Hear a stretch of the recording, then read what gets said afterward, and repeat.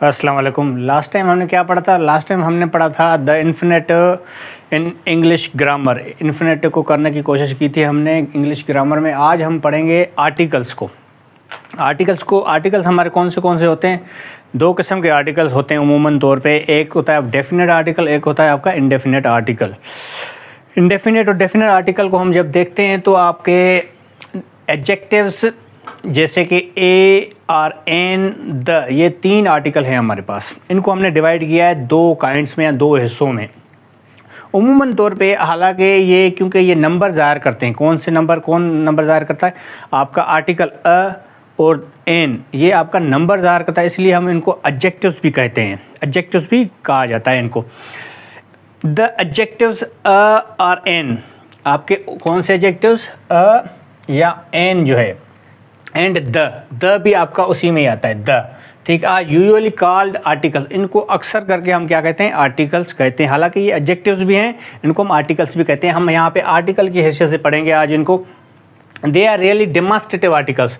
अब इनको demonstrative articles रेनन Martin में कहा जा रहा है। डेमोन्स्ट्रेटिव एडजेक्टिव्स क्या मतलब है? वो एडजेक्टिव जो कि इशारा करें, पॉइंट आउट करें किसी भी चीज़ या किसी भी पर्सन की तरफ, तो उनको हम डेमोन्स्ट्रेटिव एडजेक्टिव कहते हैं। पर वो एडजेक्टिव हमने पढ़ा था जब, तो ये देखा था एडजेक्टिव हमेशा या तो नाउन या प्रोनाउन को क्वालिफाई करेगा या उसके बारे में बताएगा, डिस्क्राइब करेगा उनको, या उनको क्वालिफाई करेगा या उसकी कोई एट्रीब्यूट बताएगा, तो हम जो है ना उसी को कहते हैं एडजेक्टिव। अब यहाँ पे एडजेक्टिव अगर हम इनको कहते हैं अ, एन और द को, और डेमोन्स्ट्रेटिव एडजेक्टिव कहते हैं, तो ज़ाहिर बात है डेमोन्स्ट्रेशन का मतलब क्या है भाई? इशारा करना, पॉइंट आउट करना, रेफर बैक करना।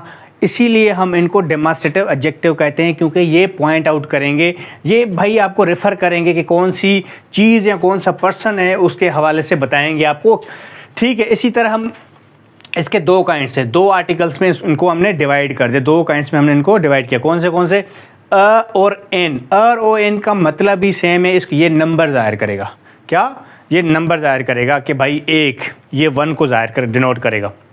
और द आपका जो अलग काइंड में आता है, ठीक है, डेफिनेट आर्टिकल में आता है। इसी तरह अ और an is called indefinite article. A और एन को हमने क्या कहा? इनडेफिनेट आर्टिकल्स में आते हैं ये। क्या ये indefinite articles? Because it usually leaves indefinite the person. हालांकि ये इनको हम इनडेफिनेट इसलिए कहते हैं क्योंकि ये आम तौर पे किसी भी चीज़ के साथ, पर्सन के साथ या चीज़ के साथ या थिंग के साथ लगते हैं, तो उनको इनडेफिनेट बनाते हैं, उनको पर्टिकुलराइज नहीं करते, उनको जनरलाइज करते हैं, इनडेफिनेट करते हैं। इसीलिए हम इनको क्या कहते हैं? Indefinite articles. Are thing spoken of, जिसके बारे में भी, जिस भी चीज़ के बारे में या पर्सन के बारे में जो बात की जाएगी और अ लगेगा या एन लगेगा, तो वो क्या करेंगे? वो इनडेफिनेट बनाएंगे, उनको जनरलाइज करेंगे, स्पेसिफाई नहीं करेंगे, जो कि उलट हो जाता है किसका? द का काम है स्पेसिफाई करना, और अ और एन का काम क्या है? जनरलाइज करना। इसी तरह हम देखते हैं, जैसे कि मिसाल है डॉक्टर। एक डॉक्टर, अ डॉक्टर हमने लगा, इसका मतलब क्या है? Any doctor. इसका मतलब असल में क्या है अंग्रेजी में? अ डॉक्टर हम जब भी बोलते हैं, इसका मतलब है कोई भी डॉक्टर। हज़ारों डॉक्टर है, लाखों डॉक्टर हैं पाकिस्तान में, इंडिया में, आप किसी भी मुल्क चले जाएं तो हज़ारों लाखों इंजीनियर्स होते हैं। तो हमने अ डॉक्टर कहा तो एनी डॉक्टर की मीनिंग आ गई इंग्लिश में। इसी तरह हम देखते हैं द क्या है? The is called definite article. The को हम डेफिनेट आर्टिकल कहते हैं because it normally points out some particular person, क्योंकि आम तौर पे ये क्या करता है? इशारा करता है किसी खास बंदे के हवाले से, किसी खास बंदे को की तरफ इशारा करता है, या किसी जिसके बारे में, जिस चीज़ के बारे में या पर्सन के बारे में लगा होता है उसकी तरफ वो इशारा करेगा। खास बंदा या खास चीज़ के बारे में लगा है तो खास चीज़ के बारे में इशारा करेगा। जैसे कि आई सॉ द डॉक्टर, मैंने डॉक्टर को देखा। आई सॉ द डॉक्टर, ठीक है, इसकी मीनिंग क्या है? I saw the doctor, doctor को, मैंने डॉक्टर को देखा। द डॉक्टर, तो इसकी मीनिंग क्या होगी? इसकी मीनिंग है सम पर्टिकुलर डॉक्टर, कोई खास डॉक्टर था। समझ रहे हैं? आई सॉ द डॉक्टर, कोई खास डॉक्टर था, इसकी मीनिंग यही बनेगी, क्योंकि यहाँ पे द लगा हुआ है। द क्या यहाँ पे डेफिनेट आर्टिकल का काम कर रहा है? क्या कर रहा है? पर्टिकुलराइज कर रहा है, स्पेसिफाई कर रहा है डॉक्टर के हवाले से, डॉक्टर को स्पेसिफाई कर रहा है। इसलिए हमने इसको क्या कहा कि भाई यहाँ पे डेफिनेट कर रहा है, ठीक है, इनडेफिनेट नहीं कर रहा है, डेफिनेट कर रहा है द डॉक्टर। इस तरह जो इंडेफिनेट आर्टिकल है is used before singular countable noun. Indefinite article किसके साथ इस्तेमाल होगा? बिफोर, पहले होगा। किससे पहले होगा? Singular countable noun. Singular countable noun के साथ इस्तेमाल हो गए। सिंगुलर काउंटेबल नाउन्स कौन से होते हैं? मसलन कि अ बुक, बुक क्या है? सिंगुलर काउंटेबल नाउन्स है, नाउन है। तो अ बुक लगाया जाता है तो एक किताब, अ बुक मीन्स कि एक किताब। एन ऑरेंज, एक क्या? किन्नू। एन ऑरेंज, अ गर्ल, एक लड़की। तो इसी तरह हम जो लड़की है क्या है? Countable nouns, singular countable nouns में आ रही है। अब बुक क्या है? बुक क्या है? Singular countable noun. ऑरेंज क्या है? सिंगुलर काउंटेबल नाउन में आ रहा है। तो इनके साथ हमने क्या लगाया? अ एन अ, ठीक है। इसीलिए हमने इनके साथ लगाया इनडेफिनेट आर्टिकल, क्योंकि ये क्या है? सिंगुलर काउंटेबल नाउन्स हैं, वो नाउन्स जो कि हम गिन सकते हैं। सिंगुलर नाउन से, काउंटेबल नाउन से गिन सकते हैं, सिंगुलर में आते हैं। इसी तरह the definite article is used before singular countable noun. The को भी हम डेफिनेट आर्टिकल से, काउंटेबल से पहले लगा सकते हैं, सिंगुलर काउंटेबल नाउन के साथ लगा सकते हैं, और दूसरा प्लूरल काउंटेबल नाउन के साथ भी लगा सकते हैं। प्लूरल काउंटेबल नाउन के साथ भी लगा सकते हैं, एंड अनकाउंटेबल नाउन, और अनकाउंटेबल नाउन के साथ भी लगा सकते हैं। यहाँ पे कह रहा है कि द डेफिनेट आर्टिकल, द क्या है? डेफिनेट आर्टिकल है जो कि इस्तेमाल किया जा सकता है किससे पहले? सबसे पहले ये नंबर 1 सिंगुलर काउंटेबल नाउन के साथ इस्तेमाल किया जा सकता है, प्लूरल काउंटेबल नाउन के साथ भी इस्तेमाल किया जा सकता है, और अनकाउंटेबल नाउन्स के साथ भी द इस्तेमाल किया जा सकता है। जैसे कि अब ऊपर द अ बुक भी था, अब यहाँ पे नीचे आ गया द बुक। क्या? द बुक का भी आप इस्तेमाल कर सकते हैं। अब इसके साथ एस भी लगा सकते हैं, द बुक्स भी कर सकते हैं आप। द बुक्स को भी द भी लगा सकते हैं, और बुक्स के साथ, बुक के साथ एस भी लगा सकते हैं। द मिल्क भी आप कर सकते हैं। यहाँ पे डेफिनेट आर्टिकल को आप 3 तरह से भी इस्तेमाल कर सकते हैं। नंबर 1 क्या? Singular countable nouns, plural countable nouns, और आपका अनकाउंटेबल नाउन्स के साथ 3 जो है कैटेगरीज में इस्तेमाल कर सकते हैं आप किसको? डेफिनेट आर्टिकल को। इसी तरह आगे बढ़ते हैं। The choice between a and and is determined by sound. अब यहाँ पे बड़ा थोड़ा एक थिन डिफरेंस है, छोटा सा एक फ़र्क आएगा आगे, जो कि आपके साउंड के हवाले से आएगा, अ और एन के हवाले से। कैसे? कह रहा है चॉइस क्या है भाई? अ और एन में चॉइस है। जब कहाँ पे अ इस्तेमाल होगा, कहाँ पे एन इस्तेमाल होगा, वो कौन सी चीज़ तय करेगी अ कहाँ पे लगेगा और एन कहाँ पे लगेगा? ये आपका साउंड, अल्फाजों का साउंड, आवाज़ जो है ना, वो डिटरमिन करे, वो तय करेगा कि भाई अ लगेगा या एन लगेगा। साउंड डिटरमिन करेगा। Before a word beginning with the vowel sound, भाई उससे पहले ऐसा अल्फाज जो कि शुरू हो किससे? वावल साउंड से शुरू हो, उससे पहले क्या लगाओ? एन लगाओ, ए एन लगाओ। ऐसे अल्फाज जो कि वावल का साउंड दें, वावल की आवाज़ दें, आपको साउंड दें, वावल की साउंड देंगे, तो उनके साथ क्या लगाएंगे? एन लगाएंगे। साउंड की बात की जा रही है, साउंड, ठीक है। इस्तेमाल करें, एन को इस्तेमाल करें। कैसे? जैसे कि एन एनिमी। अब यहाँ पे एन एनिमी, एनीमी, अलफ का आपका जो ना जो उच्चार आ रहा है, एनिमी, ठीक है। ए आप जो आप देखें अपनी टाइम को, एन एनिमी, ठीक है, एन एनिमी। अब यहाँ पे एन लगाया आपने एनिमी के साथ। एन ऑरेंज लगाया आपने, एन ऑरेंज, ये आपका क्या? वावल साउंड आ रहा है, इसलिए आपने एन लगा दिया। एन अम्ब्रेला, वावल साउंड आ रहा है। एन आवर, हालांकि एश लगा हुआ है, कॉन्सोनेंट है, पर आपका साउंड क्या दे रहा है? एन आवर आपका, इसलिए एन आवर लगा दिया, आपका वावल साउंड आ रहा है इसलिए। यहाँ पे एन ऑनेस्ट मैन, हालांकि एश पहले लगा हुआ है, कॉन्सोनेंट पहले लगा हुआ है, एश लगा हुआ है, पर साउंड क्या आ रहा है? आपका कॉन्सोनेंट वावल साउंड आ रहा है, इसलिए आपने एन लगा दिया।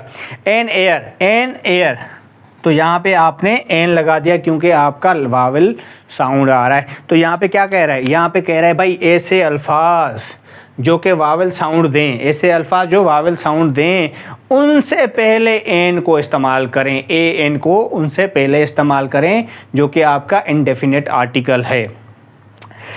अब कह रहे द वर्ड्स जो अल्फाज हैं, कौन से अल्फाज हैं? आवर हो गया, ऑनेस्ट हो गया, एयर हो गया। ये हालांकि शुरू तो जो है ना, मतलब कि वावल साउंड से हो रहे हैं, मतलब हालांकि ये शुरू तो वावल साउंड से हो रहे हैं, वावल साउंड, ठीक है। एज इनिशियल कॉन्सोनेंट, इनका जो शुरुआती कॉन्सोनेंट एश है, एश लगा हुआ है ना, आवर से पहले, आवर का सबसे शुरुआत कौन सा अल्फाज है? एश, ऑनेस्ट का भी एच है और एयर का भी एच है।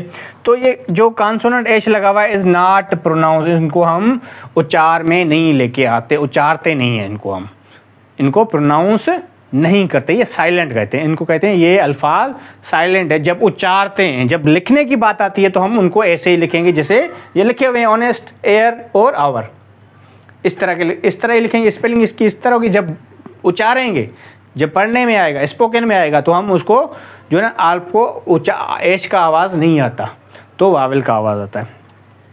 इसी तरह before a word beginning with the consonant sound a. अब एक अल्फाज जो शुरू हो रहा है किसके साथ? कॉन्सोनेंट साउंड के साथ, वो वावेल की बात हो रही है। अब यहाँ पे कॉन्सोनेंट की बात हो रही है।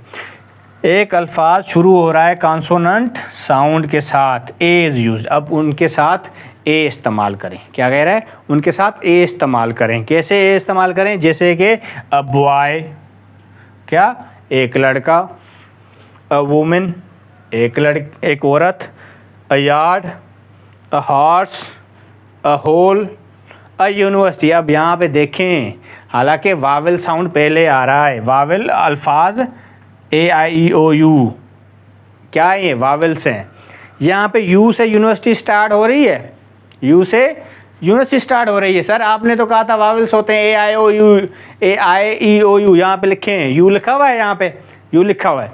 तो यहाँ पे सर यूनिवर्सिटी यू से शुरू हो रही है, आप यू से ए क्यों लगा रहे हैं? और भाई यू से तो लगाएंगे इसलिए कि मैंने कहा कि भाई देखो, ऐसा अल्फाज जो कि क्या वावेल साउंड दे, आपका वावेल साउंड दे। ये नहीं कहा कि भाई वावेल से स्टार्ट हो, वावेल साउंड दे। यहाँ पे यूनिवर्सिटी क्या दे रही है? यू का जो ना आवाज़ नहीं आ रहा पढ़ने में, इसलिए हमने अ यूनिवर्सिटी लगा दिया। भले यूनिवर्सिटी हम यू से लिखेंगे पर लगाएंगे अ। पढ़ने में भी यूनिवर्सिटी आएगा, वावेल साउंड नहीं आएगा, लिखने में यू लगाएंगे। इसी तरह अ यूनियन, यू से स्टार्ट हो रही है, हालांकि यू तो वावेल इधर आ रहा है, उसके बावजूद अ लगा रहे हैं। उसकी वजह पढ़ने में तो भाई यूनियन आ रहा है, कॉन्सोनेंट आ रहा है, इसलिए पढ़ने की बात कर रहे हैं, साउंड की बात की जा रही है, लिखने की बात नहीं हो रही। यहाँ पे पढ़ने की बात हो रही है कि भाई ऐसे अल्फाज जिनको अगर पढ़ें तो साउंड वावेल का आए तो उनके साथ एन लगाएं, ठीक। अगर कॉन्सोनेंट आए तो अ लगाएं, तो यहाँ पे कॉन्सोनेंट आ रहा है तो अ लगा रहे हैं। इसी तरह यूरोपियन, अब यूरोपियन के साथ हम ई को भी साइलेंट पढ़ रहे हैं, यूरोपियन के साथ ई को भी साइलेंट पढ़ रहे हैं, पर यू का यू अल्फा वावेल साउंड तो है ही नहीं, वावेल साउंड तो है ही नहीं। हमने कहा भाई ऐसे अल्फाज ये तो हैं वावेल्स। अब यहाँ पे वावेल्स होना और वावेल्स का आपका जो ना वावेल्स साउंड का होना अलग बात है, इसमें फ़र्क है। वावेल साउंड आपका आएगा पढ़ने में, वावेल्स आपके अलग अल्फाज हैं जो कि इस्तेमाल होते हैं कई अल्फाजों के साथ। अ यूरोपियन होगा, ठीक। एन यूरोपियन कभी नहीं सुना होगा, ना लिखा हुआ देखा होगा। अ यूरोपियन, तो यहाँ पे दोनों वाला के वावेल्स हैं, उसके बावजूद पढ़ने में नहीं आ रहा, इसलिए हमने अ लगाया। A unicorn, a useful article, तो ऐसे अल्फाज जो कि पढ़ने में कॉन्सोनेंट आ रहे हैं उनके साथ अ लगाएंगे, बाकी जो वावेल्स के साथ एन लगाएंगे। बिकॉज दीज वर्ड्स, ये अल्फाज कौन से? University, unicorn etcetera begin with a consonant, ये कॉन्सोनेंट साउंड के साथ स्टार्ट हो रहे हैं, शुरू हो रहे हैं, इसलिए डेट ऑफ जैसे कि वाई यू, ठीक है, वाई यू। सिमिलरली वी से, इसी तरह हम कहते हैं क्या? अ 1 रुपी नोट, अ 1 रुपी नोट, हालांकि 1 के साथ क्या आ रहा है? ओ आ रहा है। ओ क्या है? वावेल है, वावेल है ना, तो पढ़ने में नहीं आ रहा ना। पर अ 1 रुपी नोट, 1 रुपये वाला नोट। सच अवन, सच अवन, सच अवन, आप अ के साथ 1 लगा दिया आपने, मतलब कि 1 के साथ अ लगा दिया आपने, 1 के साथ अ लगा दिया। अ 1 आइड मैन, अ 1 आइड मैन, सर ये क्या आपने किया हुआ है? अ भी लगा दिया, 1 भी लगा दिया, और आइड भी कर दिया, फिर भी आपने अ लगा दिया, मेन लगा दिया आगे। तो यहाँ पे तो आपने ओ भी वावेल, ई भी वावेल, आप एन क्यों नहीं लगाते? नहीं लगा सकते, ये तो नहीं होगा। एन 1 आइड मैन, ये तो हो ही नहीं सकता। 1 आइड मैन, एक आंख वाला बंदा। इसी तरह, क्योंकि आपका साउंड क्या आ रहा है वो देखना होता है। Because one begins with the consonant, one जो है हालांकि लिखा तो वावेल अल्फाज अब ओ के साथ है, पर उसकी साउंड डब्ल्यू की आ रही है, साउंड छोटे डब्ल्यू की आ रही है, इसलिए हम उसको कॉन्सोनेंट साउंड में गिनते हैं। इसी तरह आगे देखें आप, some native speakers use and before words beginning with H. काफ़ी सारे ऐसे अल्फाज हैं जिनमें क्या अंग्रेज़ जो है जिसकी ज़बान है वो उनके साथ कॉन्सोनेंट वावल जो एच है उनके साथ एन इस्तेमाल करता है। जो आपका नेटिव स्पीकर है जो कि अंग्रेज़ है, अमेरिकन हो या ब्रिटिश हो, वो अक्सर जो है ना इस तरह एच के साथ एन इस्तेमाल करता है। If the first syllable is not, जब फर्स्ट सिलेबल को हम जोर नहीं देते। अब सवाल यहाँ पे ये पैदा होता है कि भाई सिलेबल क्या है। मैंने इसलिए लिखा है यहाँ पे सिलेबल के हवाले के, ताकि सिलेबस के हवाले से, ताकि आपको थोड़ा क्लियरिटी हो कि सिलेबल होता क्या है असल में। इसके बारे में चीज़ों को लोगों को पता नहीं होता कि सिलेबल चीज़ क्या है। Syllable is a unit of sound. Syllable क्या होता है? यूनिट ऑफ साउंड होता है, ठीक है। क्या आवाज़ की क्या होती है? एक यूनिट होती है। इन अ वर्ड, एक अल्फाज में, that contains a Wavell sound, जिसमें क्या होता है? वावेल साउंड होता है। क्या होता है? सिलेबल एक सिलेबल साउंड का यूनिट होता है किसी भी अल्फाज में, किसी भी अल्फाज में, जो कि क्या करता है, जिसमें क्या होता है? वावेल साउंड होता है, आवाज़ होती है वावेल की, ठीक है। It is a way to break down words into smaller parts to help with pronunciation and rhythm। ये ऐसा तरीका है कि किसी भी अल्फाज को तोड़ने का तरीका है सिलेबल। हम जब भी कहते हैं सिलेबल को पढ़ते हैं तो हम अल्फाज को तोड़ने की बात करते हैं स्मॉलर पार्ट्स में, छोटे छोटे हिस्सों में, ताकि हमें पता चले कि भाई प्रोनाउंसिएशन एक अल्फाज की किस तरह होगी या रिदम किस तरह बनेगा उसका। एक अल्फाज का दूसरे अल्फाज के साथ रिदम तब बनेगा जब हम सिलेबल्स को, अल्फाजों को सिलेबल्स में तोड़ेंगे। और सिलेबल्स क्या होता है? यूनिट होता है। किसका यूनिट होता है? आपका साउंड का, किसी भी अल्फाज में जिसमें क्या होता है? वावेल साउंड होता है। समझ रहे हैं? तो अब किस तरह मिसाल के आगे नीचे मिसाल भी आएगी आपकी कि सिलेबल यूजुअली हैज़, सिलेबल में आम तौर पे क्या क्या चीज़ें होती हैं, जैसे कि अ वावेल साउंड सिलेबल में हो सकता है। ए ई आई ओ यू, ये क्या है? वावेल्स हैं। Number 2, possibly one or more consonant sounds accompanying the vowel. A possibly क्या होता है? उमूमन मना मुमकिना तौर पे एक या दो, एक से ज़्यादा कॉन्सोनेंट साउंड्स हो सकते हैं वावेल्स के साथ, वावेल के साथ। इसी तरह मिसाल देते हैं, मसल केट का, केट में एक सिलेबल है। आप जब केट पढ़ने में आता है तो आपका सिलेबल ही एक है केट में। क्या? केट में एक सिलेबल है, केट एक सिलेबल। नंबर 2, रनिंग में क्या है? रनिंग में दो सिलेबल्स, एक रन दूसरा इंग, एक रन दूसरा निंग, एक रन दूसरा निंग, दो सिलेबल। रनिंग में दो सिलेबल। नंबर 3, ब्यूटीफुल में 3 सिलेबल। कैसे? ब्यू एक है, टी दूसरा सिलेबल, फुल 3 सिलेबल हो गए।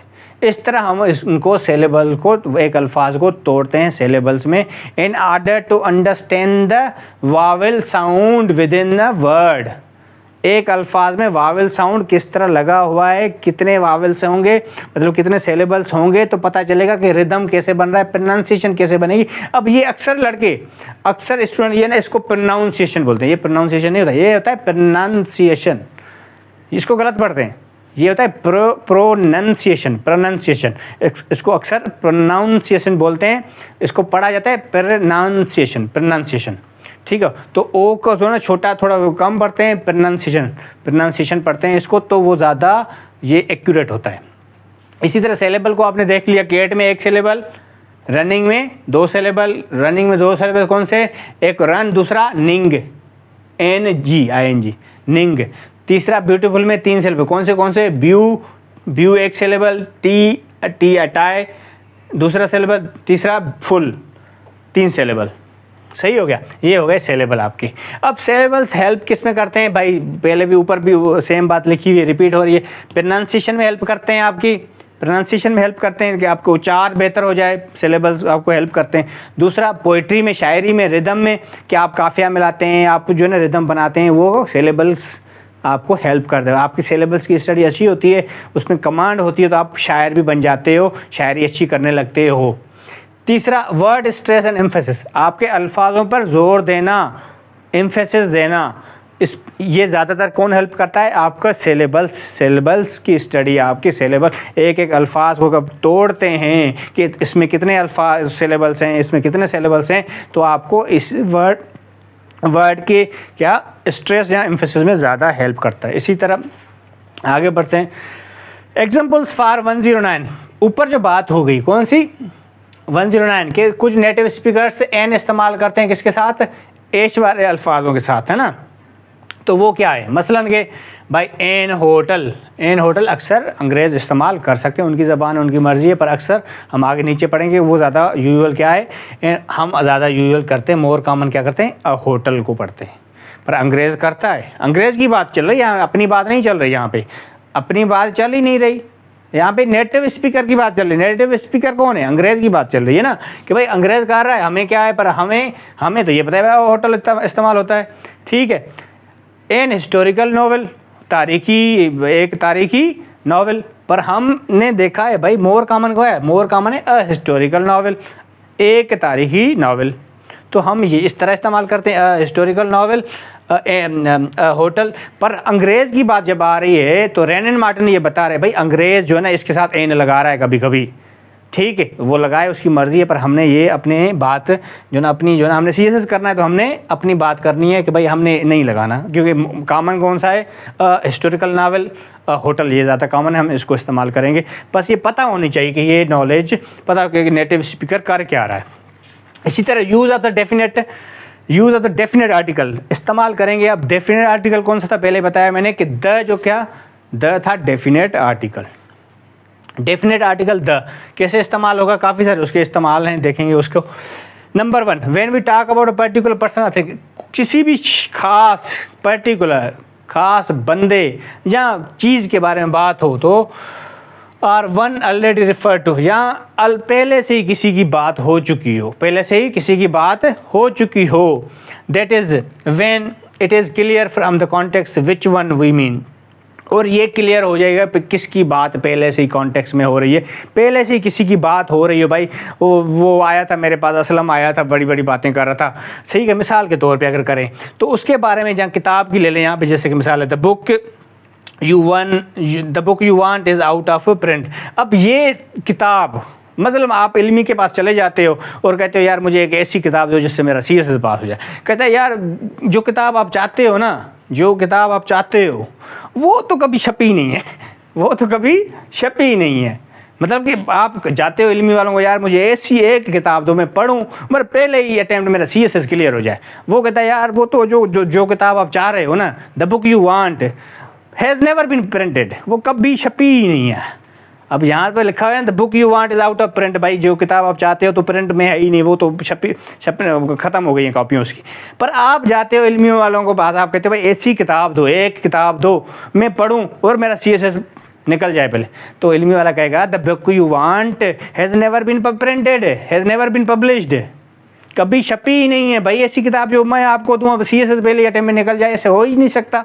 तो ये बात द बुक यू वांट, अब ये जहाँ पे द बुक यू वांट है, ये वही किताब है। आपने कहा भाई ऐसी किताब दो जो कि मैं पढूं और CSS मेरी निकल जाए, तो ये वो उसने जवाब दिया the book you want has never been published, कभी पब्लिश हुई नहीं ऐसी किताब जो आप कर रहे हो। तो पहले ही रेफर बैक हुआ ना द बुक यू वांट। अब उसने जो जवाब दिया तो वो द बुक, तो रेफर बैक, आपकी किताब की तरफ उसने रेफर किया, इशारा किया, समझ रहे हैं।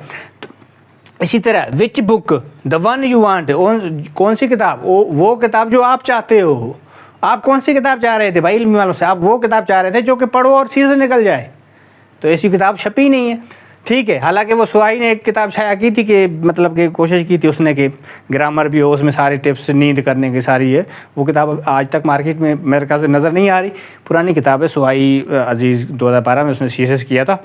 उसकी किताब कोशिश की थी कि बता सारी चीज़ें ग्रामर A to Z उसने जिस तरह CSS किया था, कोशिश की थी उसने कि ऐसी किताब छाया करें जिससे पढ़ के बंदा जो ना वो उसमें किताबें भी हो, ये किताबें पढ़ें, ऐसे का आप रूटीन बनाएं, ये करें, टाइम टेबल इस तरह होना चाहिए आपका।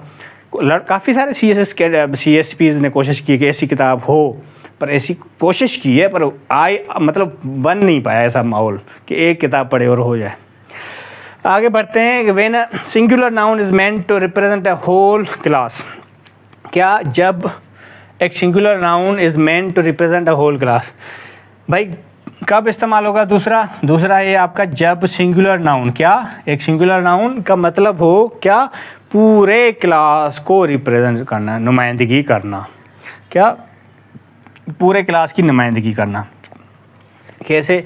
जैसे the cow is a useful animal, the cow is a useful animal. अब यहाँ पे द का मतलब है भाई, द का मतलब है वो काउ जो कि सारी काउ है। इसमें वो नहीं है कि भाई वो काली वाली काउ या सफ़ेद वाली या दोनों मिक्सचर, नहीं, सारी जो है ना वो काउ। तो ये क्या कह रहा है कि सारे क्लास को क्या करे? उसकी नुमाइंदगी करे, उसको रिप्रेजेंट करे। सही। अब इसको अगर आप उसके दूसरे अल्फाजों में कहना चाहते हैं तो इस तरह कह सकते हैं, cows are useful animals. Cows क्या हैं? यूज़फुल एनिमल्स हैं। तो इसकी मीनिंग और उसकी मीनिंग सेम है, याद रखें। इसकी मीनिंग क्या है? The cow is a useful animal. इसकी मीनिंग है सारी काउज क्या हैं? कारायता जानवर हैं, कारायता जानवर। अब इसकी मीनिंग भी सेम है, काउज आर यूज़फुल एनिमल्स, कि काउज जो हैं क्या हैं? वो सारी काउज कारायता जानवर हैं। ऐसे the horse is a noble animal. अब यहाँ पे the horse is a noble animal क्या है? मतलब कि भाई आपका घोड़ा जो है, मतलब कि पूरा क्लास घोड़े का, सारे घोड़े, the horse is a noble animal, मतलब सारे घोड़े जो भी हैं क्या हैं? वो अजीम जानवर हैं।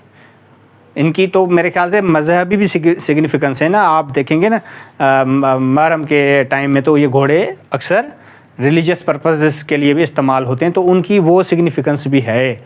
अरब ज़्यादा इस्तेमाल करते थे। तो यहाँ पे द हॉर्स, यहाँ पे क्या है? मतलब सारे घोड़े, वो क्लास, सारी क्लास, घोड़ों की क्लास। ये the two nouns man and woman can be used in general sense without either article. अब ये बात है कि भाई मैन और वुमेन दोनों जो है ना, ये जनरल सेंस में बगैर किसी आर्टिकल के इस्तेमाल होते हैं। Man is only animal that uses fire. भाई मैन वाहिद फ़कत जानवर है जो कि क्या? आग को इस्तेमाल करता है। ठीक है। Woman is man's mate. औरत जो है ना क्या है? भाई मर्द का साथी है, इस तरह।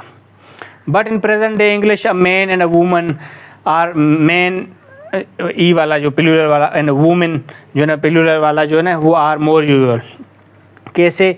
भाई देखें, आजकल की अंग्रेज़ी में आप जो है मैन कहते हैं अ वुमेन कहते हैं। ठीक है। और जहाँ प्लूरल करना होता है MEN कहते हैं, जहाँ वुमन का प्लूरल करना तो WOMEN कहते हैं। तो ये आपका जो है ना ज़्यादा बेहतर होता है, अ मैन अ वुमन। हालांकि ये कहता है बगैर आर्टिकल के भी इस्तेमाल किए जा सकते हैं। ठीक है। पर ज़्यादा यूजुअल, मोर यूजुअल है अ मैन अ वुमन। ठीक है। इसी तरह तीसरे नंबर पे आते हैं before some proper names. Before some proper names क्या करें? द को इस्तेमाल करें। कैसे? दीज काइंड्स ऑफ प्लेसेस, क्या जगह, काफ़ी सारे किस्म हो कि कोई जगह बनती है या कोई जगह है या कोई काइंड्स ऑफ प्लेसेस हो या नाम हो कोई ख़ास, उनसे पहले इस्तेमाल करते हैं द को। कैसे? मतलब ओशियंस एंड सीज़ के साथ, ओशियंस और सीज़ के साथ कैसे इस्तेमाल करते हैं? The Pacific. अब यहाँ पे एक बात याद रखें, ये P बड़ा है, कैपिटलाइजेशन भी है यहाँ पे, क्योंकि ये प्रॉपर नाउन है ना भाई। पैसिफिक क्या है? नाम है, कोई ख़ास नाम है। सही है। Pacific, the Pacific. सही है। The Black Sea, the Black B बड़ा। सही है। The Black Sea. इस तरह ओशियन और सीज़ के साथ इस्तेमाल कर सकते हैं द को। रिवर्स के साथ इस्तेमाल करते हैं। कैसे? The Ganga, the Nile. सही है। इस तरह। और तीसरा कैनाल्स के साथ भी इस्तेमाल कर सकते हैं। द सुइज़ कैनाल, बड़ा मशहूर सुना होगा, सुइज़, एस बड़ा, कैपिटलाइजेशन। इसी तरह डिज़र्ट के साथ इस्तेमाल कर सकते हैं, जैसे कि सहारा डिज़र्ट हो गया। ग्रुप ऑफ आइलैंड के साथ इस्तेमाल, इसको आइसलैंड पढ़ते हैं अक्सर लड़के।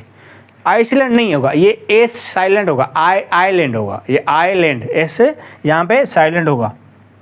आइलैंड, आइसलैंड नहीं। वो आइसलैंड वाला होता है ना, वो ये होता है आइसलैंड वाला, आइसलैंड, जो कि कंट्री भी है, वो अलग है, वो अलग। आइसलैंड कंट्री भी है जो कि अलग है। ये यहाँ पे जो है ना आइलैंड है, जिसको हम कहते हैं ना बेट वगैरह को आर्टिफिशियल आइलैंड बना रहे हैं चाइना वगैरह, चाइना अपने साउथ चाइना सी वगैरह में, इस तरह। ठीक है। The West Indies. अब वेस्ट इंडीज़ के साथ भी द खास जो है ना क्या है? आपका जो है ना कोई भी ऐसी जो है ग्रुप ऑफ आइलैंड को हम द वेस्ट इंडीज़ इस तरह कर सकते हैं। माउंटेन रेंजेस के साथ इस्तेमाल कर सकते हैं, हिमालयाज़, द एल्प इस तरह कर सकते हैं। एप से या एल पे इनको इसकी प्रोनाउंसिएशन देखिएगा, मेरे ख्याल से ये कंफर्म नहीं है मुझे।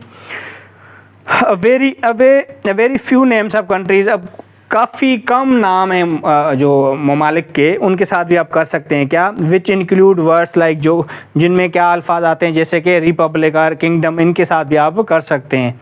रिपब्लिक एंड किंगडम के साथ भी कर सकते हैं। कैसे, the Irish Republic, the Irish Republic, the लगा हुआ, ठीक है। द यूनाइटेड किंगडम, ठीक है। ऐसे क्या कहता है, फ्यू नेम्स ऑफ कंट्री, कुछ ममालिक के नाम्स हैं उनके साथ द इस्तेमाल किया जा सकता है। कैसे, जैसे कि कहते हैं रिपब्लिक और किंगडम हो, जिनमें रिपब्लिक और किंगडम हो, उनके साथ आप क्या कर सकते हैं, द को लगा सकते हैं, द को इस्तेमाल कर सकते हैं। कैसे, मिसाल के तौर पे कह रहा है द आयरिश रिपब्लिक को द लगा दिया आपने। द यूनाइटेड किंगडम है ना, इसलिए किंगडम भी बात कर रहा है। तो इसी तरह कह रहा है द यूक्रेन, सही है। इसी तरह द नेदरलैंड्स, इसी तरह आप द लगा दिया, सही है। And it's seat of the government at the Hague, और जो है ना उनकी खास किसी की सीट हो गवर्नमेंट की, तो उनके साथ भी आप द लगा सकते हैं, जैसे कि द हेग। इस तरह आप द डेफिनेट आर्टिकल को इस्तेमाल कर सकते हैं। मुझे लगता है आर्टिकल, अभी ये पहला वाला लेक्चर था, अभी मेरे ख्याल से 1 या 2 लेक्चर्स और होंगे, तभी जाके ये आपका डेफिनेट और इनडेफिनेट आर्टिकल ख़त्म होगा। आगे चल के हम जो इंशाल्लाह अगला जो लेक्चर होगा इस पे मज़ीद करेंगे कि आर्टिकल को मज़ीद हम कहाँ पे इस्तेमाल कर सकते हैं। अगले लेक्चर के लिए अल्लाह हाफ़िज़।